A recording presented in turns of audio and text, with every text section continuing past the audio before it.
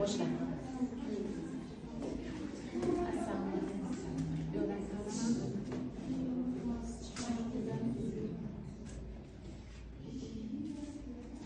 Qaysini tanlaysiz? Yaxshi tilakni ham tanlayman, yaxshi fazilatni ham tanlayman. Yaxshi fazilatlarimdan biri juda mehribonman. Keyin ko'nglim tinch va to'g'ri. Jonga ustozman. Yaxshi tilaklarim aziz o'quvchilarga bo'ladi. Sizlarga ham bugungi ishtiroklaringiz uchun avvalambor rahmat. O'qishlaringizga omad tilayman. Kelajakda o'qimishli vatanimizga kerakli kadr bo'lib yetishingizga tilakdoshman.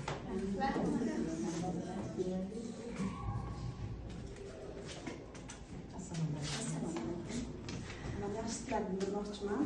Barcha o'quvchi va o'qituvchilarga bugungi smenarda kuch-quvvat tilayman.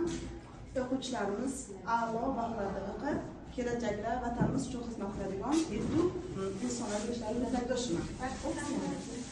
Assalomu alaykum. Kelajagdan.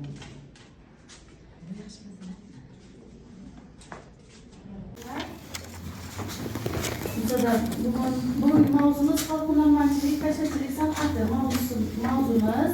Guruhlarga bo'libsizlar, ikkita o'qituvchi qatnashayotgani uchun mana guruhlarga bo'lib kelgan mayli. Demak, baholash tizimimiz qizil kartochkamiz 5 ball, mana bu orange deydi inglizchaga, sabzirang kartochkamiz 4 ball, yashil kartochkamiz esa 3 ballga teng bo'ladi. Mana shunday baholab, guruhlarni baholab, kim g'olib ekanligini dars oxirida aniqlab olamiz.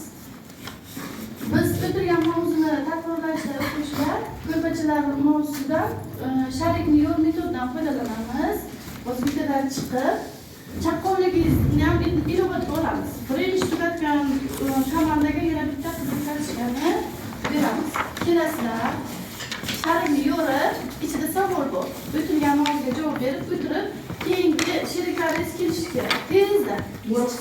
Tezlik bilan bitta samarali bo'lishini haqimiz.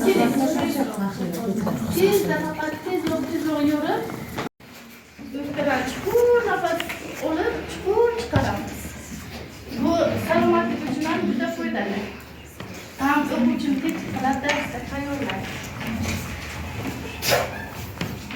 Yuring. Ha, qo'lingiz bilan siqib o'zi ham yuring.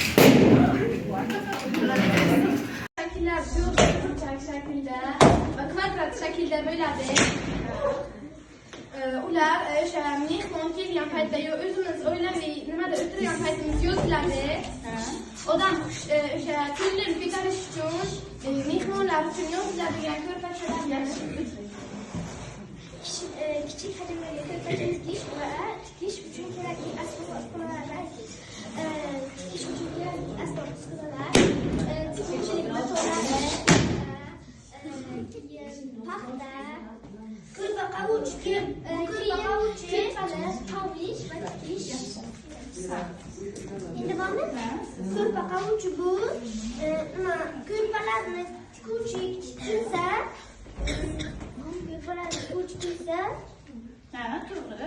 Tikuvchi shaxsi ko'rpachaga paxta solish va qavish haqida qisqa ma'lumot bering. Ko'rpachaga sariqligi mana shunday tasvirlangan. Ma'no mazmun yotadi kashtachiligimizda.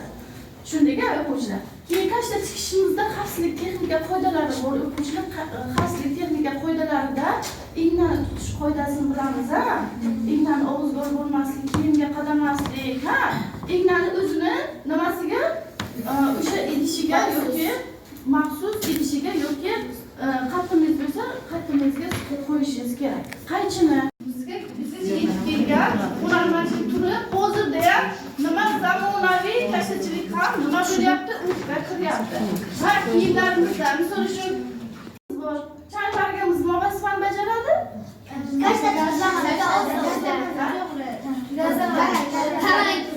Arang tutib turishiga xizmat qiladi. Bonusli savol edi. Yaxshi. 5 ballga e'tibor berdingiz. Gazlamachi.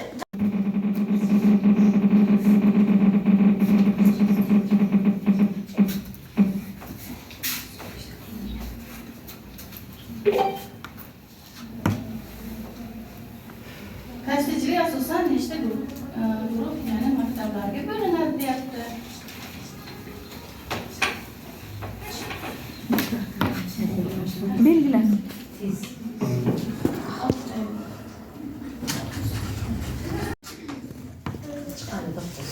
ish vaqtida nimani to'g'ri qo'yish kerak? Ish vaqtida nimani to'g'ri qo'yish kerak? Qatnay